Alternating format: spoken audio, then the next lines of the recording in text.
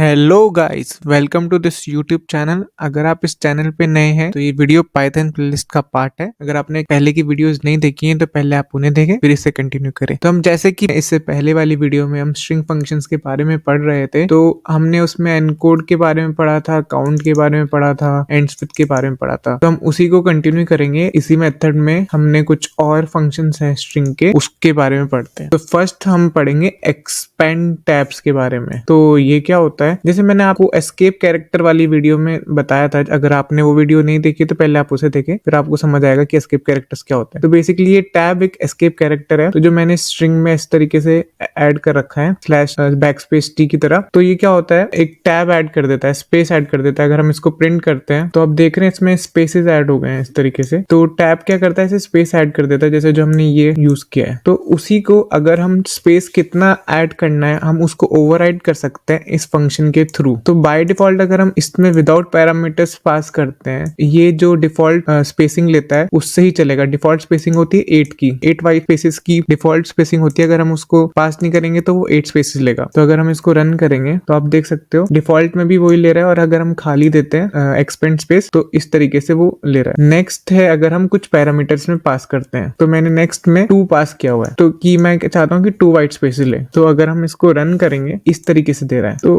अगर आप टैब को खुद से ओवरराइड करना चाहते हैं तो हम इस फंक्शन के थ्रू कर सकते हैं। तो जहां स्ट्रिंग में इसको जहां पे भी बैकस्पेस टैब मिलेगा तो इसको एग्जिस्टिंग उसकी फंक्शनैलिटी को स्पेसेस को ओवरराइड कर देगा। जो बाय डिफॉल्ट 8 स्पेसेस लेता है वो 2 लेगा। होप आप सबको ये क्लियर होगा। अगर आपको क्लियर है तो नेक्स्ट पार्ट मूव करते हैं, और अगर आपको कोई भी ऐसे डाउट्स हो तो आप कमेंट सेक्शन में जरूर पूछें। अब मूव करते हैं नेक्स्ट पार्ट पे। नेक्स्ट फंक्शन है हमारा फाइंड। तो नाम से क्लियर है, फाइंड क्या करेगा, हमें अगर कुछ फाइंड करना होगा तो हम इस फंक्शन का यूज करेंगे। क्या फाइंड करना होगा और हमें क्या रिटर्न करेगा वो हम पढ़ते हैं। तो जैसे मैंने एक स्ट्रिंग ले लिया, like share and subscribe coders world, इस तरीके से मैंने एक स्ट्रिंग ले लिया। और अगर आपने चैनल सब्सक्राइब नहीं किया तो जरूर सब्सक्राइब कर दो। मैंने यहाँ पे एक टेक्स्ट डॉट फाइंड करके लिया हुआ है और उसमें एक वैल्यू पास करी हुई है ऐसे कोलन कोटर करके। ये क्या कर रहा है, फाइंड फंक्शन में क्या करेगा, वो स्ट्रिंग को पढ़ेगा और जो हमने वैल्यू सर्च करना चाहते हैं उसको ढूंढेगा, यहाँ से स्टार्ट करेगा। तो उसको जैसे ही वैल्यू मिल जाएगी वो पूरा चेक करेगा कि इसको कोडर मिल गया है, तो वो हमें ये वाला स्टार्टिंग वर्ड का इंडेक्स पास कर देगा कि कोई यहाँ पे मिल गया है, तो उसका इंडेक्स पास कर देगा। अगर मैं इसको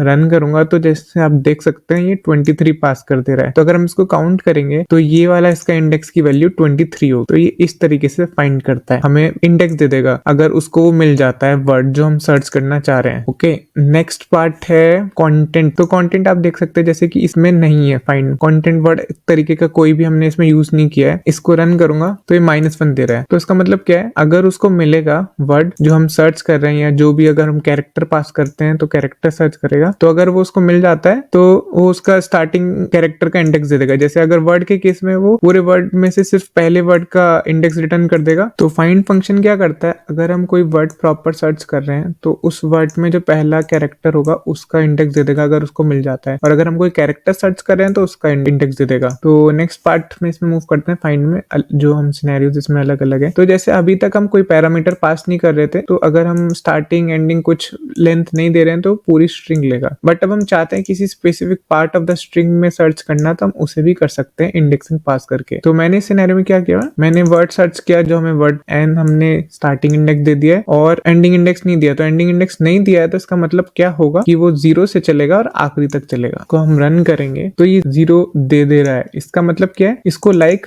0 पे मिल गया, तो लाइक में एल का जो इंडेक्स है वो 0 है। तो इस तरीके से इसने हमें रिटर्न कर दिया। अगर हम इसकी जगह शेयर कर देते हैं एंड इसको रन करेंगे तो उसने 5 दे दिया, तो क्योंकि शेयर का इंडेक्स जो है वो 5 है। तो इस तरीके से ये चलता है अगर हम सिर्फ स्टार्टिंग इंडेक्स देते हैं। नेक्स्ट, अगर हम दोनों पैरामीटर पास करते हैं, दोनों इन द सेंस स्टार्टिंग और एंडिंग, तो स्टार्टिंग और एंडिंग में क्या है, 10 से चलेगा 20 तक चलेगा। तो 10 से चलेगा यहाँ से इस तरीके से चलेगा ये 20 तक, और इसमें इसको लाइक नहीं मिलेगा क्योंकि लाइक स्टार्टिंग पे है, यहाँ से यहाँ चलेगा। तो हमने इसमें स्पेसिफिक सबस्ट्रिंग तक चलेगा 10 से 20, तो हम इस तरीके से भी चला सकते हैं। और अगर हम इसको रन करेंगे तो ये -1 दे देगा क्योंकि उसमें उसको नहीं मिला। तो आप इस तरीके से भी कर सकते हैं अगर आपको किसी स्ट्रिंग में पर्टिकुलर पार्ट में ही वैल्यू सर्च करना है। लास्ट सिनेरियो, जैसे मैंने आपको बताया हर फंक्शन में हम नेगेटिव इंडेक्सिंग भी कर सकते हैं। अगर पॉजिटिव कर सकते हैं तो हम नेगेटिव भी कर सकते हैं। नेगेटिव इंडेक्सिंग मैंने क्या किया हुआ है, मैंने -12 दिया हुआ था। -12 हम काउंट करेंगे राइट टू लेफ्ट से, तो ये सर्च करेगा इस तरीके से और ये सर्च करेगा कोडस वर्ड। तो इसको अगर ये नेगेटिव यहाँ से -12 से इस तक चलेगा, रन करेंगे तो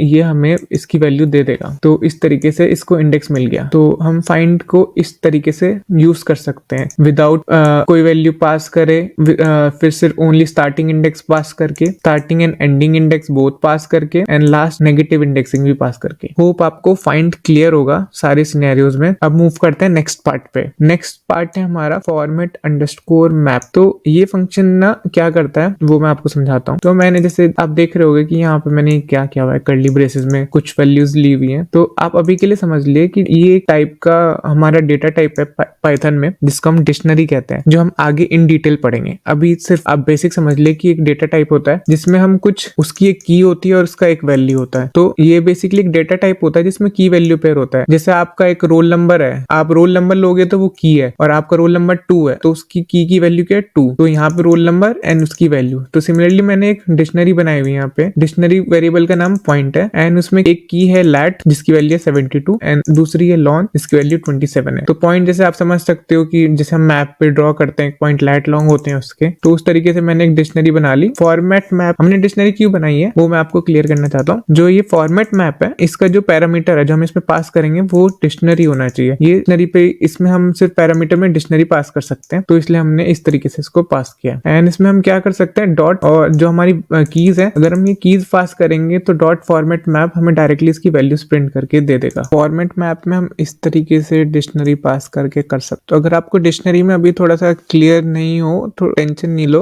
आगे की वीडियोस में अच्छे से हम इसको और डिटेल्स में पढ़ेंगे। मैं आपको समझाऊंगा सब कुछ। वीडियोस में भी पाइथन के फंक्शंस पढ़ लिए, जिस तरीके से एक्सपेंड टैब्स पढ़ लिया, फाइंड पढ़ लिया, फॉर्मेट मैप पढ़ लिया, इस तरीके से आगे भी और अभी पढ़ने काफी सारे स्ट्रिंग के फंक्शंस। आज की वीडियो में इतना ही। अगर आपने वीडियो यहाँ तक देख लिया है तो please like, share and subscribe, and thanks for watching.